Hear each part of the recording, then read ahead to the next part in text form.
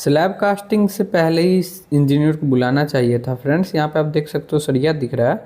Engineer को बुलाया गया है, लेकिन ये स्लैब की कास्टिंग छत की ढलाई के बाद बुलाया गया है। जो कि आप देख सकते हो ना, कवर ब्लॉक का यूज किया गया था। पूरे सरिया दिख रहा है फ्रेंड्स। और कॉलम की भी स्ट्रेंथ आप देख सकते हो, पूरे ही ख़त्म हो चुका है। कॉलम पूरे डैमेज आप देख पा रहे हो, जो कि कास्ट किया गया। इस टाइप से आप नहीं करवाना है फ्रेंड्स, कवर ब्लॉक का यूज करना है और काफ़ी अच्छा काम करवाना है। और स्टेयर के पास भी आप यहाँ पे देख सकते हो, जो कि सरिया सब दिख रही है।